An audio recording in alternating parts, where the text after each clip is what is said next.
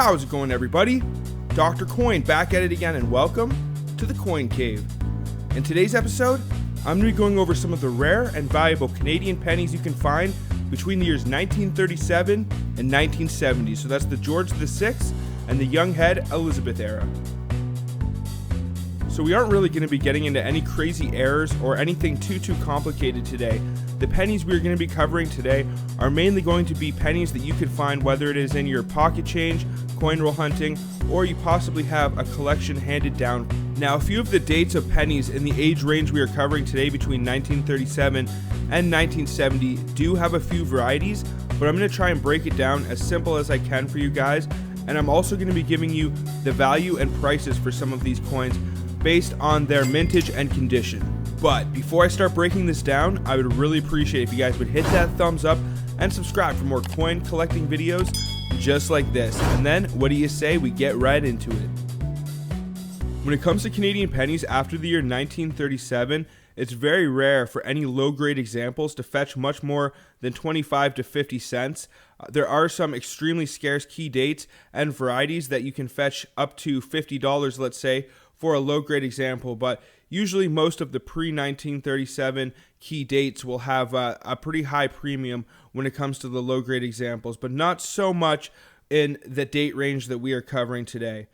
Another important thing to note is with most of the Canadian denominations, the key dates will repeat, like the year 1948, 1970, 1991. They will be key dates for most of the different denominations. Sometimes they'll have an exception for like 1991 with dimes. But with pennies, it's almost a completely different story. So of all of the videos I've made, this one is definitely the most important if you want to brush up on your Canadian penny knowledge. So we will start this list off with the 1937. The reason that the 1937 is on this list is it is a semi-key date minted at 10,040,231. Now you can fetch around 65 cents for a fine 12 example of this coin, with an MS65 example going all the way up to around $70. During World War II, the Royal Canadian Mint had a lot of problems with their dies, and this led to very few high-grade examples of certain denominations and dates being let out. So some of these pennies between the years 1940 and 1945 can fetch a pretty decent price when they are in a high-grade state, even though they are not the lowest mintage of all time. So the first of these World War II pennies that I mentioned is the 1941. It's minted at 56,336,011, and it can reach up to $350 for an MS65. Now, when I mention the high end of these prices for an MS65 example, I am also meaning an MS65 red. Now, pennies can get a few different designations. They can get red brown, they can get brown, or they can get red. Now, red is the most desirable of all of the designations, and usually when you are talking at the high end of the market for an MS65 red, that is going to be the absolute highest price you can get for a coin. Now, if it has shades or tones of browning in it, then you are probably not going to get as much money, but it's always worth sending off to be graded anyways to find out what they're going to give it, because you could get a red, brown, or you just never really know how these things go with grading. So next up is 1942, minted at 76,113,708. Now this is keeping with the trend of those World War II coins that I was talking about, so it is a fairly high mintage, but it can reach up to $500 for MS65 red examples of this coin. Now 1944 was one of the dates that was heavily affected by these die problems during World War II. Now the mintage of 1944 is 44,131,216. And because of these problems, there are very few high-grade examples of this coin floating around. And because of that, it can go as high as $1,800 for an MS65 red example of the 1944. So I mentioned in some of my previous videos that 1947 was a very big year for Canadian coins. In the year 1947, the country of India gained its independence from British rule, and any of the countries that were part of the British Empire had to strike the I and D from the coinage. Now, the Royal Canadian Mint had a problem getting the dies in to be able to do this in time, so they improvised and they came up with a few different variations of sevens on the 1947, and they would also put a maple leaf to indicate that the coin was minted in 1948 and not in 1947. Now, there are a few different variations for the pennies, but there is only one that has a decent premium, and that is the 1947 Maple Leaf Blunt 7. Now, the 1947 Maple Leaf is minted at $43,855,448, and it can range anywhere from $1 for a fine example at the low grade of the Sheldon scale, all the way up to $350 for an MS65 example for the 1947 Blunt 7 Maple Leaf. Next up is the year 1948, which is also a key date for pennies. Now, for the year 1948, there's 3 different varieties, all of which can be quite valuable at the high end of the Sheldon scale. So for MS65 examples, now the low end prices I'm going to be giving you are actually for an MS60 example. So it's not going to be for super low end fine examples, but it is going to be for a decent shape MS60 example. Now, the first of the 1948 varieties we're going to cover here is the A points to the thin denticle. Now, for an MS60 example of this, you can fetch around $9 or $10. And for an MS65 example, you can fetch around $600. Now, most of these varieties for the 1948 revolve around the A pointing in between or 2 denticles and the thickness and relief of the denticles. Next is the A points to the thick denticle. This can fetch around $5 for an MS60 example and up to $500 for an MS65 example. Now, the last one is going to be the most valuable on the high end and the least valuable on the low end, and that is the A points in between the denticles. And that is going to fetch around $2.50 for an MS60 example and $700 for an MS65 example.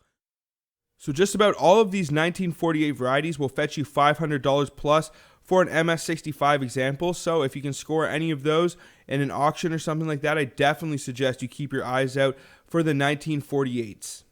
It turns out that 1949 also has a few varieties per pennies, and very similar to the 1948s, most of those varieties revolve around the A and the denticles. So the first of which is the A points to the denticle. Now, for a low grade example, which is a fine at the very bottom end of the Sheldon scale, you can fetch around $20, and at the very high end of the Sheldon scale, you can fetch up to $1,500 for an MS65 example. Now, the other variety is not nearly as rare. It is the A points between the denticles. It's worth around $3 for MS60 and up to $60 to $75 for an MS65 example, and that is the A points between the denticles 1949. Next up is the 1951. This is going to be the last George VI penny on this list. Now, there isn't anything too special about the 1951 mintage wise, but it can fetch a pretty penny in a high MS example, fetching around $120 for an MS65 example of the 1951. As is the same case with nickels and dollars and some of the other denominations, between the years 1953 and 1955, on the obverse for the Queen's bust, there exists 2 variations, a shoulder fold and a no shoulder fold, and a lot of the value in these years can depend on which variation it is and the date. And the interesting thing about these variations is the value can apply to one year, and the same value and variation may not apply to the next year. So 1953 might be valuable with the shoulder strap, and then 1954 might be valuable without the shoulder strap. So for 1953, the total mintage altogether is 67,806,016. Now, the rare of the 2 varieties for 1953 is the shoulder fold variety, and it can fetch as much as $375 for an MS65 example. 1954. The mintage for 1954 is 22,181,760.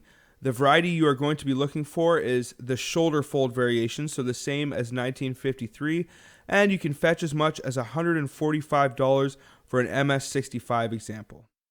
Now, 1955, you are looking for the no shoulder fold variation, and it can actually fetch a pretty decent price. Even on the low end of the Sheldon scale for a fine 12, you can fetch around $120, and the highest known grade example of this is an MS64, and it sold for somewhere around $5,500. So that is the 1955 no shoulder fold.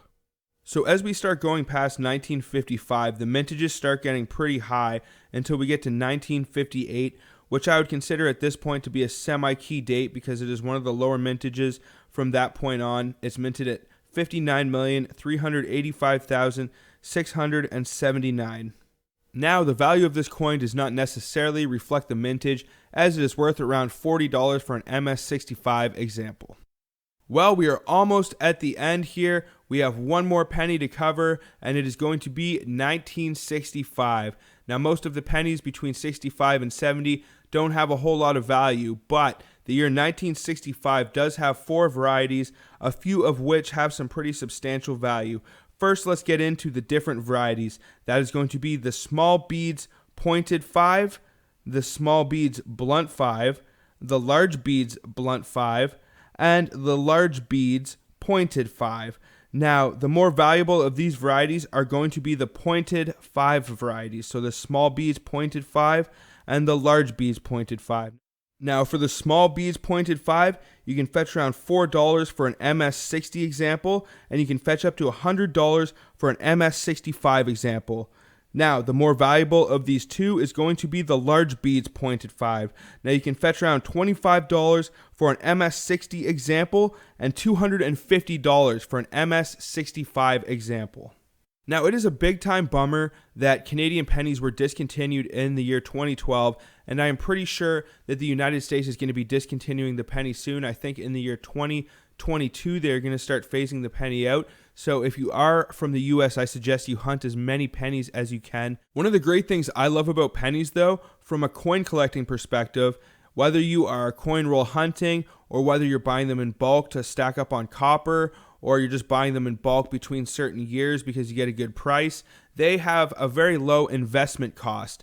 And a lot of the time you can find some of these very low grade example varieties, or sometimes you can find an error with pennies, and you don't have too much into it. You only have 1 cent into it. And if you can get, let's say, $1 or $10 or something like that, that's a huge return. That's 100 times, 1,000 times return on your initial investment. That's why pennies are a great option. That's why so many people in the United States hunt pennies, and they are always religiously looking for that 1943 copper and for that 1944 steel cent. And you know, maybe they're out there. Maybe some of these coins that I talked about are out there in circulation right now. There's only one way to find out, and that is to get out there and hunt and try to find them, guys. I hope you guys enjoyed this video. I hope you find it helpful. I'm going to be releasing more videos on some of the rare and valuable Canadian coins you can find. We're going to be doing some of the earlier years, like Victoria years, the King Edward and King George years, so make sure to stay tuned for those. Make sure to hit that thumbs up and subscribe. I appreciate all the support. But that's it for this one, guys. So thank you so much for watching. Until the next one, everybody, peace out and have a good one, y'all.